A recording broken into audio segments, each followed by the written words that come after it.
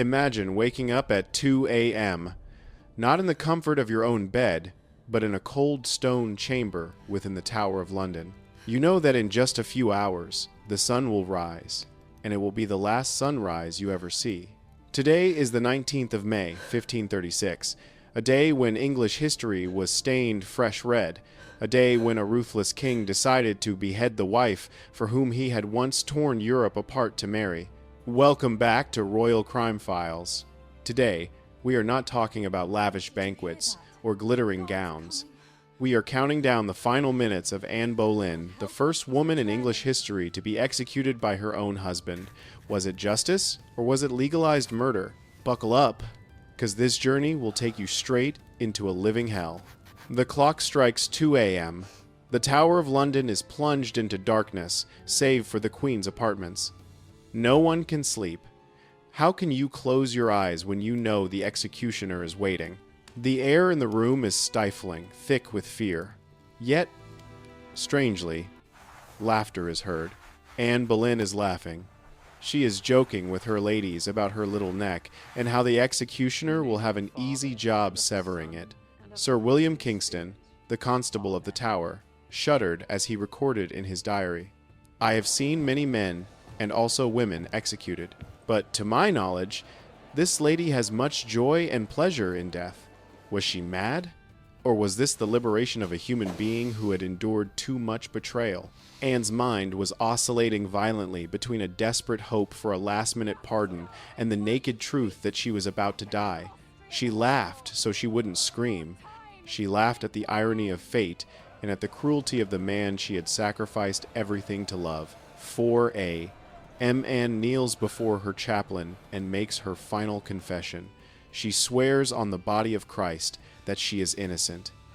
And then she begins to prepare for the final performance of her life.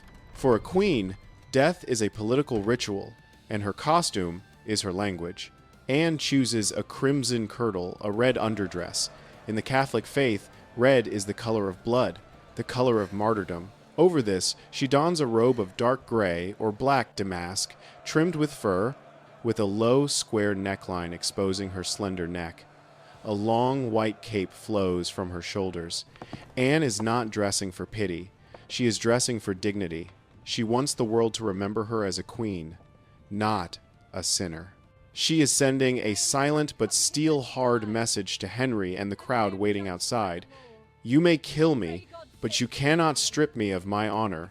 By the king's order, the execution was to be private, held within the tower walls to prevent a riot, but a calculated accident occurred. The gates of the tower were left open. Thousands of Londoners, like vultures scenting blood, flooded the green. They pushed and shoved, eager to witness the death of the woman labeled the King's Whore. In that chaotic crowd were faces that must have hurt Anne more than death itself. The Duke of Norfolk, her own uncle, who abandoned her to protect his power. Thomas Cromwell, the architect of her downfall. And most cruel of all, Henry Fitzroy, the king's bastard son. His presence was a slap in Anne's face, a living reminder that Henry could produce a son, just not with her. These men stood there, not to mourn, but to ensure the thorn in their side was removed forever. 8:15 a.m. The doors open. Anne steps out of her prison, the morning light illuminating her pale but determined face. Led by Kingston, followed by 4 weeping ladies, she walks. 200 yeomen of the guard form a steel barricade, separating her from the roaring crowd.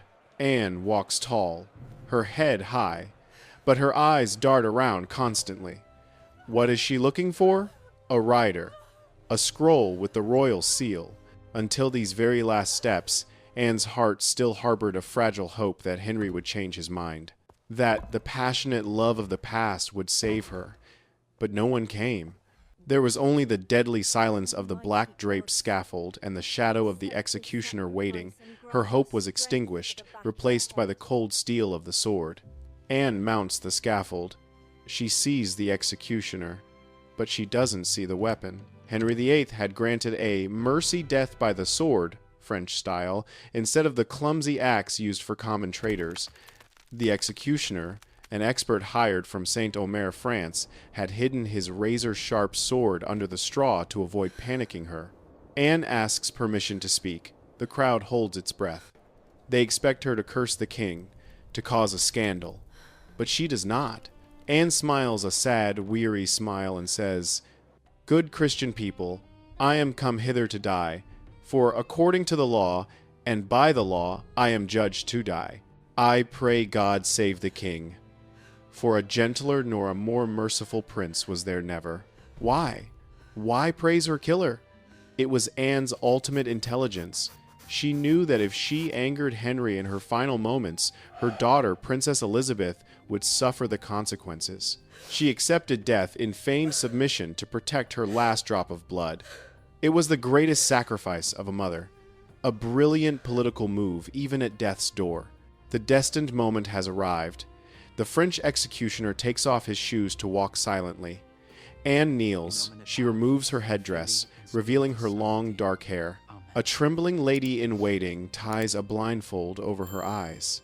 Anne begins to pray, her voice echoing in the silence. "To Jesus Christ I commend my soul. Lord Jesu, receive my soul." The executioner signals his assistant to make a noise on the left to distract Anne. As she turns her head, swish! The sword slices a clean arc through the air, faster than the naked eye can follow. Anne's head falls into the straw. A dull thud ends the life of the Tudor rose. The crowd gasps in horror. The executioner lifts Anne's bleeding head high, crying out, "So perish all the king's enemies."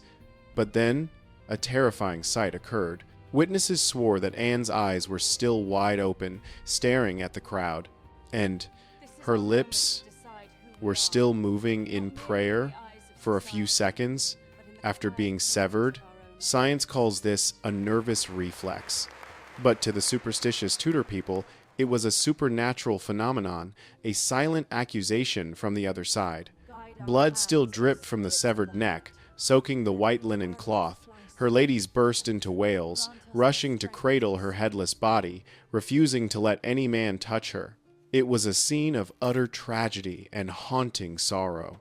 9:05 a.m. The cannons at the tower roar. Boom!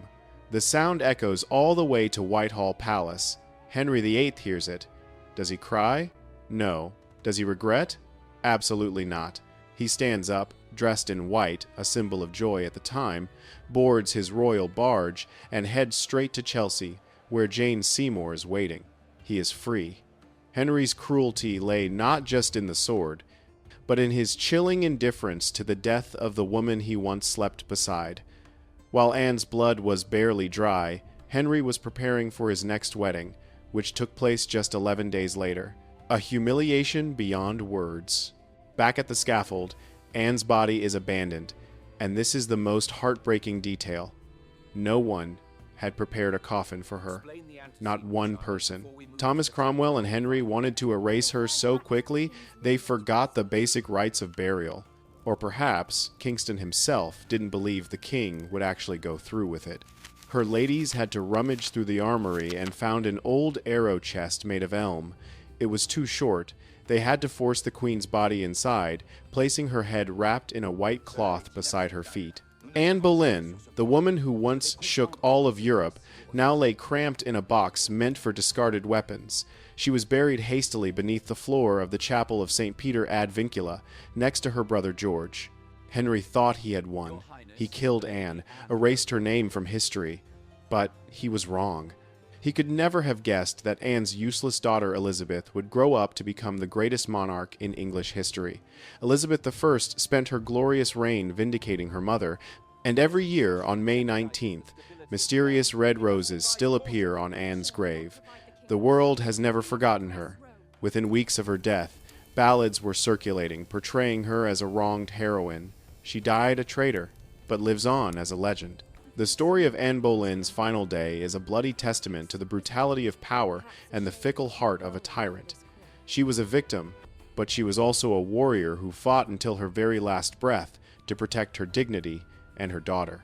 This video combined multiple historical sources to recreate this tragedy as authentically as possible. If you want me to do a deep dive comparing the different eyewitness accounts of that day so you can judge for yourself, let me know in the comments.